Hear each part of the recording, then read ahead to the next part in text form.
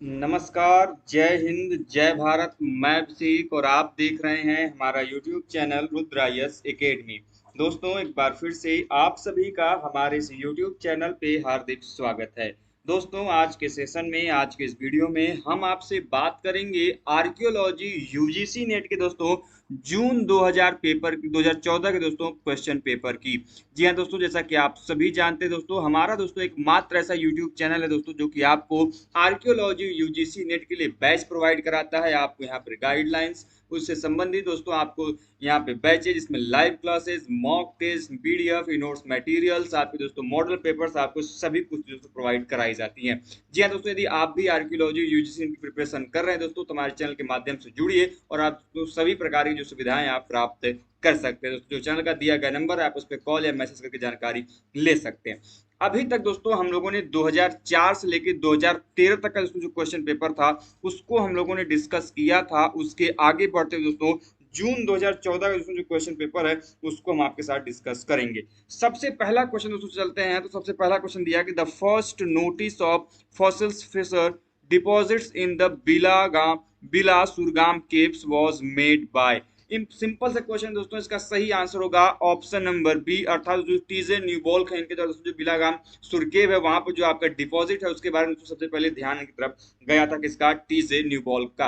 अब इंपॉर्टेंट ये दोस्तों, जब भी आप बिलासुरगाम केव को देखें तो बिलासुरगाम केव में दोस्तों सबसे पहली बार जो है दोस्तों जो प्राचीनतम चूल्हे के अवशेष हैं भारत के संदर्भ में, सबसे प्राचीनतम जो चूल्हे के अवशेष है दोस्तों ये आपके बिलासुरगाम केव में ही प्राप्त हुए थे। इसका इंपॉर्टेंट दोस्तों आपके एग्जाम में क्वेश्चन यहाँ से बनते हैं, तो इस चीज को ध्यान रखिएगा। आगे चलते दोस्तों अगले प्रश्न की तरफ। अगला प्रश्न आपके सामने कि the first neoliths in South India was founded by. मतलब दोस्तों जो आपका सबसे नवपाषाणिक जो है दोस्तों यह सबसे पहली बार किसके द्वारा प्राप्त किया गया दोस्तों, तो आपके सामने ऑप्शन है T Oldham, R B Foote, W Theobald या फिर ले मसूरिये। और इसका सही आंसर है दोस्तों आरबी फूड, दोस्तों जो रॉबर्ट ब्रूस फूड हैं इनके द्वारा दोस्तों सबसे पहले प्राप्त किया गया था। आगे चलते दोस्तों अगले प्रश्न की तरफ। अगला प्रश्न आपके सामने है कि R B Foote found and Acheulian handaxes at Pallavaram in. मतलब कि दोस्तों जो आरबी फूड के द्वारा, रॉबर्ट ब्रूस फूड के द्वारा दोस्तों जो एस्यूलियन हैंडेक्स पल्लवरम में इन्होंने प्राप्त किया था वह किस डिपॉजिट से, किस फॉर्मेशन से प्राप्त किया था यह आपको बताना है। और उन्होंने दोस्तों ये जो डिपॉजिट था वहां पे जो ग्रेवल पिट का डिपॉजिट था दोस्तों वहां से इन्होंने दोस्तों जो आपको एस्यूलियन टूल है पल्लवरम से दोस्तों आरबी फूड के द्वारा रॉबर्ट ब्रूस फूड के दोस्तों इसको प्राप्त किया गया था। अब जब भी दोस्तों आप रॉबर्ट ब्रूस फ्रूट का नाम सुने तो रॉबर्ट ब्रूस फ्रूट जो है दोस्तों, रॉबर्ट ब्रूस फ्रूट को दोस्तों भारत के प्रागैतिहासिक काल के जनक अर्थात दोस्तों the father of Indian pre history के रूप में भी जाना जाता है। तो इस चीज को भी दोस्तों ध्यान में रखें और इन्होंने पल्लवरम से जो हैंडेक्स है उसको प्राप्त किया था। आगे चलते दोस्तों अगले प्रश्न की तरफ। अगला प्रश्न आपके सामने है। प्रश्न ये दोस्तों कि the burial complex of South Indian Iron Age is concern with. मतलब कि दोस्तों जो आपके साउथ इंडिया में जो आपके लौह काल के बरियल्स मिले हैं, समाधान मिले हैं, उनका संबंध किस काल से दोस्तों, तो आप सभी जानते होंगे जो मेगालिथिक कल्चर है दोस्तों, जो आपका महापाषाण काल है, इसमें दोस्तों इस काल की खासियत ये है दोस्तों कि इस काल में बरियल कॉम्प्लेक्स जो समाधान के जो प्रमाण है वो जगह जगह विभिन्न पुरातनों से देखने को मिले हैं और इनका संबंध दोस्तों लौह काल से आयरन एज है, क्योंकि इन बरियल्स के साथ साथ दोस्तों जो आयरन टूल्स हैं इनकी भी काफी मात्रा इनके समाधानों के साथ साथ देखने को मिलती है। अब इसके अलावा दोस्तों आप कभी कभी यह भी पूछ लिया जाता है कि मेगालिथिक कल्चर के साथ कौन सा जो आपका पोर्ट्रीज है, कौन सा मृदभांड का प्रकार है जो जोड़ता है दोस्तों, जो BRW है, ब्लैक एंड रेड वेयर है, उसको जोड़ा जाता है। आगे चलते दोस्तों अगला प्रश्न आपके सामने कि the first archaeological exploration at Saryupur plain is was initiated by. मतलब दोस्तों जो उत्तर प्रदेश में सरयू पार प्लेन दोस्तों मैदानी जो इलाका है वहां पर पहला जो आपका पुरातात्विक अन्वेषण का कार्य है यह किसके द्वारा किया गया, यह आपसे पूछा जा रहा है दोस्तों। तो आपके सामने ऑप्शंस हैं क्रिश्चियन थॉमसन के द्वारा, ACL कार्लाइल के द्वारा, KAN शास्त्री के द्वारा या फिर HD सांकलिया के द्वारा। तो इसका सही आंसर क्या होगा दोस्तों, इसका सही आंसर होगा दोस्तों जो ACL कार्लाइल थे इनके दोस्तों जो आपका सरयूपुर दोआब था दोस्तों, वहां पर जो आपका प्लेन का एरिया था वहां पर ACL कार्लाइल द्वारा सबसे पहली बार दोस्तों कार्य किया गया था। अब ACL कार्लाइल दोस्तों आपको उस समय भी ध्यान में रखना है जब विंध्यन रीजन दोस्तों, खासकर आपका मिर्जापुर के जो क्षेत्र दोस्तों, वहां पर जो मध्य पाषाणिक पुरास्थलों के एक्सकेवेशन की बात करें, सॉरी एक्सप्लोरेशन की बात कर लें, या फिर वहां से जो आपके माइक्रोलिथ्स के लेके दोस्तों चर्चा कर लें, तो एसीएल कार्लाइल का भी दोस्तों नाम काफी ज्यादा वहां पर इंपॉर्टेंट हो जाता है। आगे चलते दोस्तों, अगला प्रश्न आपके सामने है कि a wall made of burnt bricks resting on foundation of stone rubber has been found at. दोस्तों ऐसा जो बर्न्ड ब्रिक का अर्थात पके हुए दोस्तों, आग में पके हुए ब्रिक का बना हुआ जो फाउंडेशन है, जिसपे दोस्तों स्टोन रबर्स के दोस्तों प्रमाण मिले, कहां से प्राप्त है यह आपको बताना है। दोस्तों चार ऑप्शंस आपके सामने दिए गए हैं, आहार से प्राप्त है, कि मालवा से, कि चिरांद से, कि गिलुंड से। इसका सही आंसर क्या होगा दोस्तों, ये आपको बताना है। तो दोस्तों आपका चार ऑप्शन दिए गए हैं और इनमें से सही आंसर होगा दोस्तों जो गिलुंड। गिलुंड दोस्तों आप सभी जानते हैं, गिलुंड दोस्तों आपका एक ताम पाषाणिक अर्थात तो चालकोलिथिक साइट है दोस्तों, और यहीं से दोस्तों इस प्रकार के जो प्रमाण है देखने को मिलते हैं। आगे चलते दोस्तों अगले प्रश्न की तरफ। अगला प्रश्न आपके सामने है कि द टिपिकल आहार पॉटरी इज, मतलब कि दोस्तों जो टिपिकल आहार पॉटरी है, मतलब कि जो मृदभांड आहार काल की, यह कहां से प्राप्त हुए, मतलब उनकी संरचना या प्रकार कैसा है दोस्तों। तो आप सभी जानते हैं पेंटेड ग्रेवियर दोस्तों आपका किससे संबंधित है, आयरन एज से संबंधित है। दोस्तों जो आकर कलर पॉटरीज को हम लोग ओसीपी बोलते हैं दोस्तों, ओसीपी का संबंध दोस्तों आपके कॉपर हुड से है। किससे दोस्तों, कॉपर हुड से। और रोलेटेड वेयर दोस्तों आपके बाद में आते हैं रोमन साम्राज्य से, जो कि दोस्तों आपके अरिका मेडू से मिले हुए हैं। जबकि दोस्तों जो ब्लैक एंड रेड वेयर जो लोग BRW का है दोस्तों, इनके प्रमाण हमको आहार पॉटरी के रूप में दोस्तों प्राप्त होते हैं। बाकी हमने आपको बताया दोस्तों PGW, ये उत्तर भारत के संदर्भ में लौह काल से संबंधित जो प्रमाण है वह देते हैं। आगे चलते दोस्तों अगला प्रश्न आपके सामने है कि वर्टिकल रिकॉर्डिंग, जो आपका वर्टिकल रिकॉर्डिंग है of an excavated trench is known as, मतलब दूसरी कोई उत्खनित ट्रेंच है, वहां पर वर्टिकल रिकॉर्डिंग से क्या मतलब है दोस्तों। इसका मतलब होता है दोस्तों जो वर्टिकल रिकॉर्डिंग है, इससे तात्पर्य है सेक्शन ड्राइंग से। किससे संबंधित दोस्तों, सेक्शन ड्राइंग से संबंधित है, इसलिए दोस्तों इसका ऑप्शन नंबर जो ए हो जाएगा क्या हो जाएगा, सही हो जाएगा। आगे चलते दोस्तों अगले प्रश्न की तरफ। क्वेश्चन नंबर 9 आपके सामने है। क्वेश्चन नंबर 9 में कहा गया दोस्तों कि which among the following sites has sculptural evidence regarding the first representation of the Buddha in anthropomorphic shape, मतलब कि दोस्तों वह कौन सा ऐसा दोस्तों क्षेत्र है जहां से भगवान बुद्ध के फर्स्ट एंथ्रोमॉर्फिक फिगर में, मतलब कि मानव की आकृति में उनका रिप्रेजेंटेशन देखने को मिलता है दोस्तों। तो इसका बहुत सिंपल आंसर है दोस्तों, आप चाहे भरहुत को देख लीजिए, सांची को देख लीजिए, चाहे कुकुरीहार को देख लीजिए दोस्तों, वहां से इस प्रकार के प्रमाण नहीं मिलते हैं। लेकिन जब गांधार के क्षेत्र में जानते हैं दोस्तों, तो गांधार के क्षेत्र में इस प्रकार से जो मानव आकृति बुद्ध का अंकन जो दोस्तों देखने को मिलता है। आप सभी जानते होंगे दोस्तों, पहले जो बुद्ध का अंकन है ये आर्किटेक्चरल फीचर का पार्ट नहीं है, पहले उनको एज सिंबॉलिक फॉर्म में, मतलब कि प्रतीक चिन्ह के रूप में, चाहे स्तूप के फॉर्म में, चाहे घोड़े के रूप में, चाहे दोस्तों आपके उनके बोधि वृक्ष के रूप में, विभिन्न प्रकार के रूपों में जो दोस्तों उनका क्या कहता था, अंकन किया जाता है। लेकिन गांधार मतलब दोस्तों कुषाण काल में पहली बार दोस्तों देखेंगे जो बुद्ध का अंकन है ये मानव आकृति के रूप में पहली बार देखने को मिलता है। आगे चलते हैं अगला प्रश्न आपके सामने दोस्तों कि the rathas of Mahabalipuram also known as Mamallapuram were built during times of, मतलब कि दोस्तों जो आपके महाबलीपुरम के रथ हैं जिनको दोस्तों मामल्लपुरम के रूप में भी जाना जाता है, यह किसके शासन काल में, किसके समय में बनाए गए दोस्तों, यह आपसे पूछा जा रहा है। तो दोस्तों तो आपके सामने ऑप्शन दिए गए हैं नरसिंह वर्मन के द्वारा, इसके अलावा दोस्तों आपका दिया गया महेंद्र वर्मन, दंती वर्मन, या फिर दोस्तों नंदी वर्मन। इसका सही आंसर क्या होगा दोस्तों, ये आपको बताना है। इसका सही आंसर होगा दोस्तों ऑप्शन नंबर ए, अर्थात दोस्तों जो नरसिंह वर्मन है इनके शासन काल में दोस्तों जो आपका महाबलीपुरम रथ है, मामल्लपुरम जो है उसकी रचना या उसका स्थापना किया गया था। आगे चलते दोस्तों अगला प्रश्न आपके सामने है क्वेश्चन नंबर 11 की तरफ। क्वेश्चन नंबर 11 दोस्तों कहा गया है कि पंचमे चदानी बसे नंद राज ती वस सत अघोटितम तान सुलीयवात पान दिम नगरम पवेशयति, यह जो आपका लेख है दोस्तों यह किस इंस्क्रिप्शन में इसके प्रमाण मिलते हैं, इसको आपको बताना है। दोस्तों आपके सामने चार ऑप्शंस दिए गए हैं, चार अभिलेखों के नाम दिए गए। सबसे पहले दिया गया नाना घाट के इंस्क्रिप्शन दोस्तों, जो कि नागनिका का है, सातकर्णी की दोस्तों पत्नी जहां तक मुझे ध्यान में आ रहा है, और ये सातवाहन वंश से संबंधित ये आपका अभिलेख है। दूसरा दोस्तों आपका गौतमी पुत्र सातकर्णी का ही दोस्तों नासिक अभिलेख। तीसरा दोस्तों आपका खारवेल का हाथी गुम्फा अभिलेख, और चौथा दोस्तों बेसनगर गरुड़ पिलर इंस्क्रिप्शन। इसका सही आंसर क्या होगा यह दोस्तों आपको बताना है। दोस्तों आपके सामने कई सारे ऑप्शन, इसका सही ऑप्शन होगा दोस्तों ऑप्शन नंबर सी दोस्तों जो खारवेल का हाथी गुम्फा अभिलेख है दोस्तों, इसमें इसकी जो चर्चा है देखने को मिलती है। दोस्तों जब भी हम खारवेल के हाथी गुम्फा अभिलेख की चर्चा करें तो ध्यान रखिएगा दोस्तों, खारवेल के हाथी गुम्फा अभिलेख में इसके जो रणविजय महल है उसके भी निर्माण की चर्चा मिलती है। और दोस्तों इसके रणविजय महल के निर्माण में जो 38 लाख रुपए मिले थे, यह भी आपके एग्जाम में पूछ लिया जाता है। और कभी कभी दोस्तों यह भी पूछ जाता है कि भारतवर्ष जो शब्द है इसका सबसे पहली बार प्रयोग या फिर नंदों के द्वारा नहरों का निर्माण का जो उल्लेख है यह किसमें मिलता है। तो ये सभी जानकारी दोस्तों जो खारवेल दोस्तों चेदी वंश के उनके दोस्तों ये आपका जो प्रमाण है इस हाथी गुम्फा अभिलेख में देखने को मिलते हैं।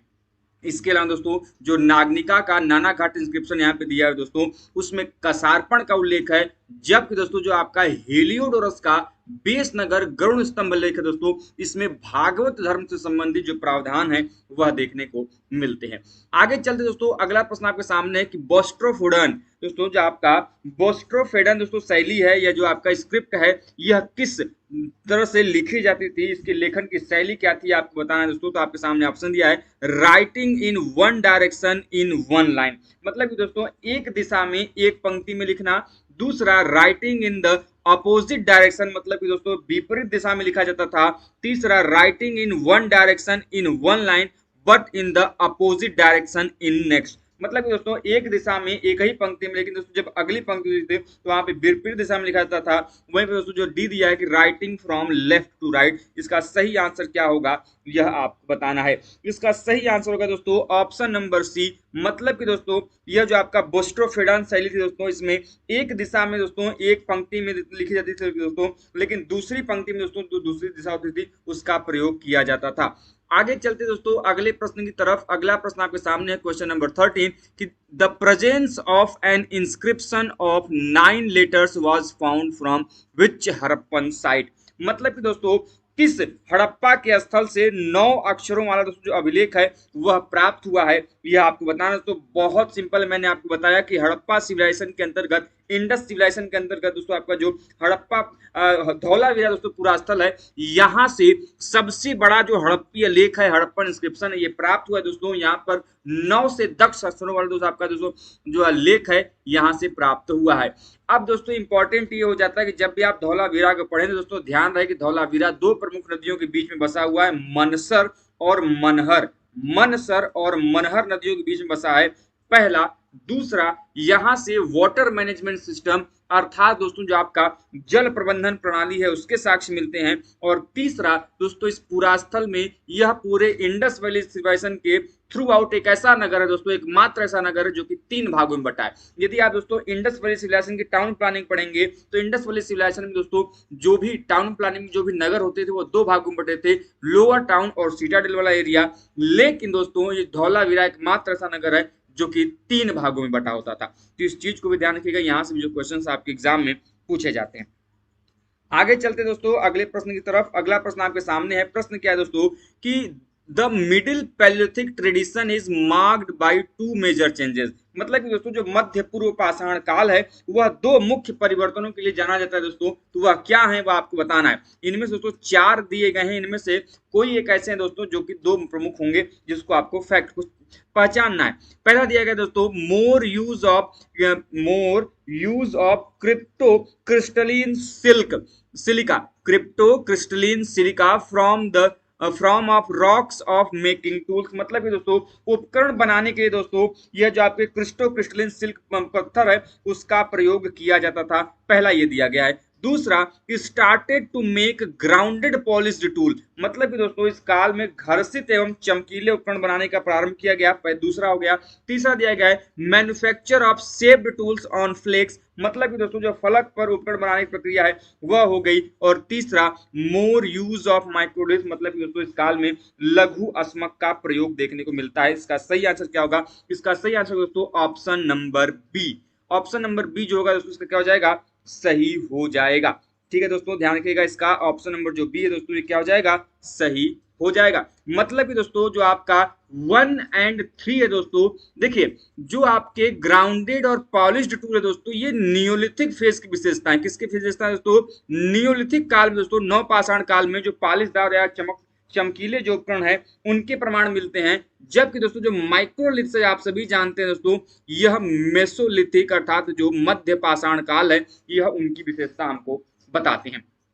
आगे चलते दोस्तों अगले प्रश्न की तरफ, उम्मीद करते हैं आपको समझ में आए होंगे। ये दोस्तों आपके इंग्लिश में प्रश्न थे, आप चाहें दोस्तों तो इनको देखने के लिए आप हिंदी में जो ये प्रश्न दोस्तों आप उनको भी देख सकते हैं। आपके सामने दोस्तों ये प्रश्न है, आप उनको मैच करा सकते हैं। आगे चलते दोस्तों क्वेश्चन नंबर 15 की तरफ। क्वेश्चन नंबर 15 आपके सामने दिया है कि विच टू नियोलिथिक एक्सकेवेटेड साइट और लोकेटेड इन बिहार। मतलब कि दोस्तों आपको ये बताना है कि दोस्तों वह कौन से ऐसे दो उत्खनन पुरास्थल दोस्तों जो कि बिहार में स्थित हैं, इसको आपको बताना है। आपके सामने ऑप्शन दिए गए दोस्तों, मनेर, दूसरा इमली डी, तीसरा तारा डी, चौथा भूना डी। इसका सही आंसर क्या होगा दोस्तों, यह आपको बताना है। आपके सामने ऑप्शंस दिए गए दोस्तों। इसका सही आंसर होगा दोस्तों आपका क्वेश्चन नंबर 15 दोस्तों, इसका सही आंसर होगा ऑप्शन नंबर डी, अर्थात दोस्तों जो मनेर और दोस्तों आपका तारा डी है, यह आपके दोस्तों बिहार में एक्सकेवेटेड नियोलिथिक साइट के रूप में जाने जाते हैं। अगला प्रश्न दोस्तों आपके सामने है कि the archaeologist associated with the excavations of Harappa are. मतलब कि दोस्तों वह आपको उत्खननकर्ताओं के नाम बताने हैं जिनका संबंध दोस्तों हड़प्पा के उत्खनन से रहा है। तो आपके सामने ऑप्शन है दोस्तों, दयाराम साहनी, माधव स्वरूप वत्स, मार्टिमर व्हीलर या फिर राखल दास बनर्जी। अब देखिए दोस्तों, राखल दास बनर्जी ने दोस्तों आपका हड़प्पा तो एक्सकेवेट किया नहीं था, जबकि दोस्तों आपके जो दयाराम साहनी हैं, इसके अलावा दोस्तों आपके जो दोस्तों क्या कहते हैं, दयाराम साहनी हो गए दोस्तों, इसके अलावा आपके माधव स्वरूप वत्स और इसको MS वत्स भी कहते हैं, और मार्टिमर व्हीलर हो गए दोस्तों। इन लोगों ने दोस्तों यहाँ पर क्या किया था, हड़प्पा पर एक्सकेवेशन का कार्य किया था। जबकि दोस्तों आपको जब राखल दास या फिर RD बनर्जी का नाम दिखाई दे रहा है, आप सभी जानते दोस्तों इन्होंने जो आपका मोहनजोदारो है इसको एक्सकेवेट किया था 1922 में, जबकि दोस्तों दयाराम साहनी ने सबसे पहली बार 1921 में एक्सकेवेशन कार्य किया है। और यदि दोस्तों यहाँ पर निर्देशन का नाम पूछ देता, निर्देशक का नाम पूछ देता, तब आप कह दोस्तों कि जो हड़प्पा है ये एक्सकेवेट किया गया था under the supervisory of John Marshall. John Marshall दोस्तों निर्देशन में दोस्तों ये जो आपका हड़प्पा या फिर मोहनजोदाड़ो है उसका एक्सकेवेशन किया गया था, क्योंकि दोस्तों उस समय जो आपके जॉन मार्शल थे उस समय तत्कालीन ASI के आर्कियोलॉजिकल सर्वे ऑफ इंडिया के वह अध्यक्ष थे। आगे चलते दोस्तों अगले प्रश्न की तरफ। अगला प्रश्न आपके सामने है कि ancient Saraswati river is identified with present. मतलब कि दोस्तों वर्तमान में जो दोस्तों सरस्वती नदी है, जो कि प्राचीन की सरस्वती नदी थी, वर्तमान में इसे किस रूप में पहचाना जाता है, किस आधुनिक नदी से इसकी पहचान की गई दोस्तों, यह आपको बताना है। इसका सही आंसर होगा दोस्तों ऑप्शन नंबर सी, अर्थात दोस्तों यह पहचान की गई दोस्तों वर्तमान में घग्गर नदी और दोस्तों हाकरा नदी से। दोस्तों वर्तमान इसकी पहचान घग्गर एवं हाकरा नदी से की गई है। अब आप सभी जानते हैं दोस्तों इंडस वैली सिविलाइजेशन के दोस्तों जो अधिकांशतः पुरास्थल है वर्तमान में, यह सरस्वती नदी के अंतर्गत बसे हुए। आप सभी ने नाम सुना होगा भैया कि जो आपके इंडस वैली सिविलाइजेशन के नदियां हैं दोस्तों, इनमें मुख्यतः आपके इनका जो नाम पड़ा पहले सिंधु नदी पड़ा, सिंधु सभ्यता इसी कारण पड़ा, लेकिन बाद में वर्तमान में दोस्तों इनका जो नाम है वो इंडस सरस्वती सिविलाइजेशन है।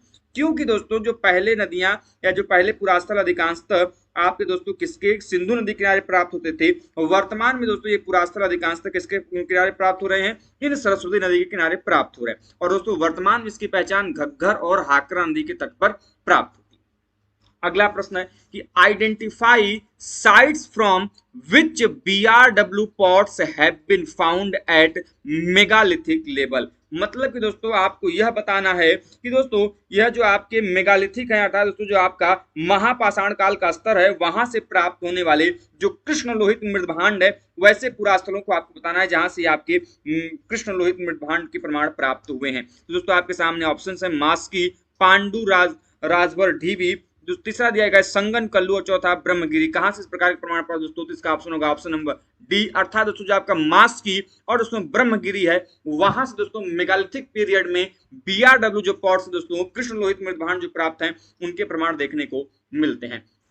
आगे चलते दोस्तों अगले प्रश्न की तरफ। अगला प्रश्न आपके सामने है question number 19, identify sites of Palaeolithic phase. मतलब कि दोस्तों जो पूर्व पाषाण काल है उनके दोस्तों आपके पुरास्थलों की पहचान करनी है। आपके सामने ऑप्शंस है अनंगपुर, दूसरा चेचर दोस्तों, तीसरा दिया गया सराय नाहर राय और चौथा दिया गया दोस्तों आपका चौथा दिया दोस्तों आपका बरिधनी। इसका सही आंसर क्या होगा दोस्तों, तो इसका सही आंसर हो जाएगा दोस्तों, आप सभी जानते हैं सराय नाहर राय दोस्तों एक मेसोलिथिक साइट है। सरायनार राय क्या है दोस्तों, मेसोलिथिक साइट दोस्तों, जिसमें जिसमें थर्ड है उसको तो बाहर निकाल दीजिए, वो तो होने से रहा। बचा दोस्तों आपका ए और सी, तो इसका सही आंसर क्या होगा, इसका सही आंसर दोस्तों ऑप्शन नंबर सी, अर्थात दोस्तों आपका अनंगपुर और दोस्तों जो बरधनी है यह दोस्तों आपके पैलियोलिथिक साइट के रूप में जाने जाते हैं। आगे चलते दोस्तों अगले प्रश्न की तरफ। क्वेश्चन नंबर दोस्तों आपका 20 आपके सामने है। क्वेश्चन नंबर 20 दोस्तों इसका सही आंसर क्या होगा, तो दोस्तों क्वेश्चन दिया गया कि the evidence of domesticated animals obtained from early phase at, मतलब कि दोस्तों प्रारंभिक चरण में पालतू पशुओं के दोस्तों जो साक्ष्य हैं वह कहां से प्राप्त हुए दोस्तों, तो आपके सामने ऑप्शन दिए गए, बागोर से, चौपानी मांडो से, आदमगढ़ से या फिर अरियलूर से। इसका सही आंसर क्या होगा दोस्तों, तो इसका सही आंसर हो जाएगा दोस्तों आपका ऑप्शन नंबर जो बी है दोस्तों, इसका हो जाएगा सही आंसर हो जाएगा। मतलब कि दोस्तों आपके जो दोस्तों आपका बागोर और दोस्तों आपका जो आदमगढ़ है वहां से दोस्तों हमको अर्ली फेज में जो डोमेस्टिकेटेड एनिमल है, पालतू पशु हैं, इनके प्रमाण देखने को मिलते हैं। आगे चलते दोस्तों अगला प्रश्न दोस्तों, अब दोस्तों आपके सामने असर्शंस एंड रीजन के प्रश्न दिए गए हैं, जिसमें कि आपको बता दो क्या सही होगा।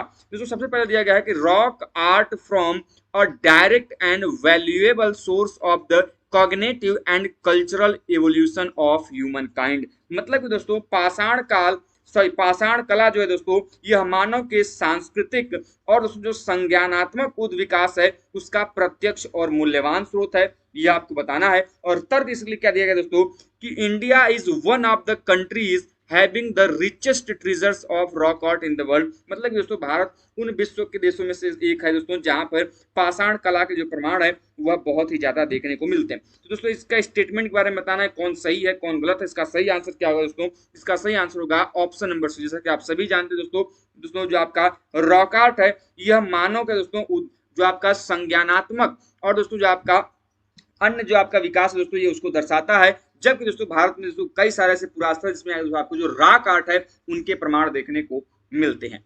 आगे चलते दोस्तों अगले प्रश्न की तरफ। अगला प्रश्न दोस्तों आपके सामने क्वेश्चन नंबर 22 दिया है दोस्तों, जिसमें असर्शन में कहा गया है कि where stratigraphy is one conflict with the radio carbon dates the radio carbon date should be ignored, मतलब कि दोस्तों यहां पर यह कहा गया है कि जहां स्तर विन्यास और रेडियो कार्बन तिथि में विरोधाभास होगा वहां पर रेडियो कार्बन तिथि को छोड़ देना चाहिए, स्किप कर देना चाहिए, इग्नोर कर देना चाहिए। जबकि दोस्तों रीजन दिया गया है कि stratigraphical evidence is the deciding principle in the archaeology, मतलब कि दोस्तों पुरातत्व में स्तरीकृत जो साक्ष्य दोस्तों इनको निर्णायक माना गया है, अंतिम माना गया है। इसमें सही आंसर क्या होगा दोस्तों आपको बताना है। इसका सही आंसर दोस्तों ऑप्शन नंबर बी, मतलब कि दोस्तों सिंपल सी बात है दोस्तों, जो स्टैटिग्राफी दोस्तों जो आपका स्तरीकरण का जो कॉन्सेप्ट दोस्तों ये सभी चीजों के ऊपर ये प्रिवेल करता है, इसकी जो आपकी दोस्तों मान्यता है ये सबसे ऊपर है। इस वजह से दोस्तों चाहे आपका वहां पे कार्बन डेटिंग की बात हो, दोनों कार्बन डेटिंग और आपके स्तरीकरण के दोनों के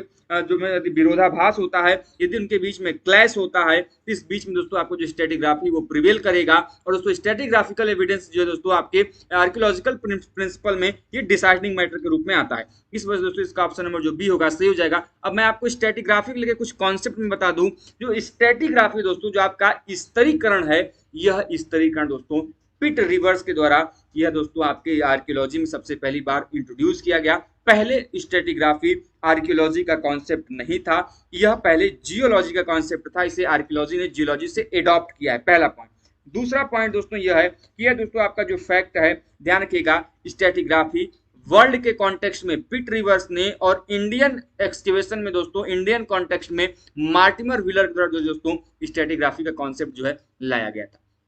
आगे चलते दोस्तों अगले प्रश्न की तरफ। अगला प्रश्न दोस्तों आपके सामने दिया गया असर्शन क्या दिया गया दोस्तों कि Harappan civilisation was known as the first urbanisation of India, मतलब कि दोस्तों जो हड़प्पा का काल है दोस्तों यह भारत के प्रथम दोस्तों नगरीकरण के रूप में जाना जाता है दोस्तों। और दोस्तों रीजन दिया गया है internal and external trade was a major factor of it, मतलब कि दोस्तों आपका क्या कहते हैं यहाँ पे आंतरिक और व्यापार थे दोस्तों इस नगरीकरण के प्रमुख कारण थे, यह यहाँ पे दिया गया। तो कौन सा दोस्तों इसका आंसर सही होगा ये आपको बताना, और इसका सही आंसर दोस्तों ऑप्शन नंबर डी बिल्कुल सही बात दोस्तों। आप सभी जानते हैं Indus valley civilisation first urbanisation प्रथम नगरीकरण का काल है, क्योंकि दोस्तों इस काल में सबसे पहली बार जो नगरों का उद्भव है वह प्रमाण मिलता है, ट्रेड एंड कॉमर्स के प्रमाण मिलते हैं, आपके एग्रीकल्चर के प्रमाण मिलते हैं, आपके क्या कहते हैं अदर जितने भी फैसिलिटीज हैं टाउन प्लानिंग वगैरह की सब प्रमाण से मिलते हैं। और दोस्तों हमको एक्सटर्नल और इंटरनल दोनों प्रकार के जो ट्रेड है दोस्तों, वो आपके चाहे लोथल की बात कर लें, चाहे सोर्थुगई की बात कर लें, जहां से दोस्तों को डॉकयार्ड के थ्रू एक्सटर्नल ट्रेड के प्रमाण मिल रहे हैं,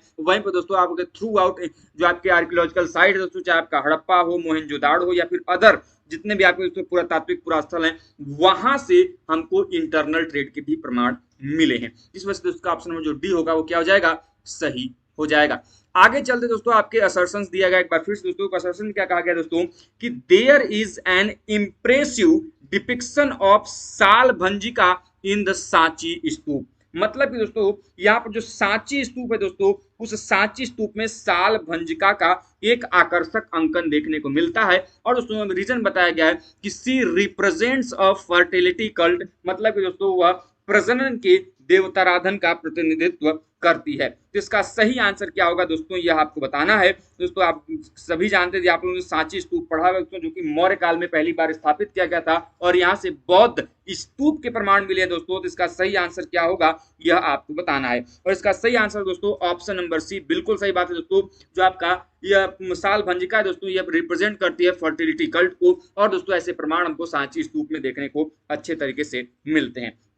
आगे चलते दोस्तों क्वेश्चन नंबर 25 की तरफ। क्वेश्चन नंबर 25 दोस्तों आपके सामने दिया गया सेशन में कि the inscription issued by imperial Gupta king were mostly inscribed in Sanskrit language. मतलब कि दोस्तों जो आपके गुप्त काल के सम्राटों के द्वारा अभिलेख जारी किए गए, उनमें दोस्तों संस्कृत भाषा सबसे अधिकांश रूप में देखने को मिलती है। रीजन क्या बताया गया है, because people were well acquainted with Sanskrit language. मतलब कि दोस्तों जो आपके उस समय के व्यक्ति थे, जो आपके वहां निवासी थे, जो नागरिक थे, जो प्रजा थी, वह संस्कृत के साथ अच्छे से सुपरिचित थे। तो क्या ये फैक्ट सही है या गलत है, ये आपको बताना दोस्तों। इसका सही आंसर दोस्तों ऑप्शन नंबर सी, ए जो आपका सही, मतलब कि दोस्तों ये जो है दोस्तों ठीक है।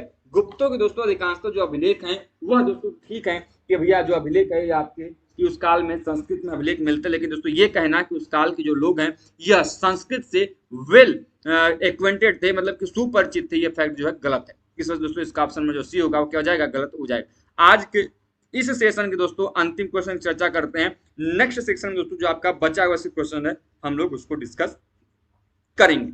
क्वेश्चन नंबर क्या है, क्वेश्चन 26 में कहा गया, असर्शन दिया गया दोस्तों। असर्शन में कहा गया है कि Kailash temple is a culmination of rock art architecture. मतलब कि दोस्तों जो आपका शैल निर्मित स्थापत्य में कैलाश मंदिर है, वह एक पराकाष्ठा की बात करता है, वो सर्वोच्चता की बात करता है। आप सभी जानते हैं, बिल्कुल सही बात है, यह मोनोलिथिक आर्किटेक्चर है। इवन दोस्तों इसके बनाए जाने के ऊपर जो आपके वर्ल्ड के आपकी जो थ्योरी है उसमें ये भी थ्योरी है कि इसका निर्माण मानव द्वारा नहीं बल्कि एलियन के द्वारा किया गया होगा। आप सभी जानते हैं राष्ट्रकूटों के द्वारा बनाया गया दोस्तों ये मंदिर है। अब रीजन क्या दिया गया है कि it represent a piece of art with excellent architecture. मतलब कि दोस्तों यह जो मंदिर है यह उत्कृष्ट स्थापत्य में कला का प्रतीक माना जाता है। अब सिंपल सी बात दोस्तों, इसमें अतिरिक्त आपको बताने की आवश्यकता नहीं दोस्तों, जो दोनों फैक्ट है वो क्या है, बिल्कुल सही है। इस प्रकार से दोस्तों हम लोगों ने आज के सेशन में कुछ महत्वपूर्ण जो आपको 2000 जून 14 के दोस्तों क्वेश्चन पेपर्स के प्रश्न थे उनकी चर्चा की। उम्मीद करते हैं दोस्तों कि आपको जो वीडियो है आपके लिए हेल्पफुल रही होगी। इसी प्रकार की वीडियोस दोस्तों हमारे चैनल पर बने रहें। हम आपके दोस्तों आर्कियोलॉजी यूजीसी नेट से संबंधित सभी प्रकार की सहायता के लिए मौजूद रहेंगे दोस्तों। यदि आपका कोई भी क्वेरी हो, कोई भी कंफ्यूजन हो, कोई भी आपका डाउट हो, या तो दोस्तों आप हमें कमेंट बॉक्स के माध्यम से पूछ सकते हैं, या फिर दोस्तों जो आपका चैनल का दिया गया नंबर है उससे भी आप जानकारी प्राप्त कर सकते हैं। मिलते हैं दोस्तों हम लोग नेक्स्ट सेशन में कुछ अन्य प्रश्नों के साथ। तब तक दोस्तों वीडियो को लाइक करिए, चैनल पर नए तो चैनल को सब्सक्राइब करिए, साथ ही बेल आइकन को प्रेस करिए जिससे दोस्तों आपके पास वीडियोस की लेटेस्ट नोटिफिकेशन सबसे पहले आप तक पहुंचती है। मिलते हैं दोस्तों नेक्स्ट वीडियो में नेक्स्ट क्वेश्चन के साथ। तब तक के लिए स्वस्थ रहें, मस्त रहें। जय हिंद, जय भारत, हर हर महादेव।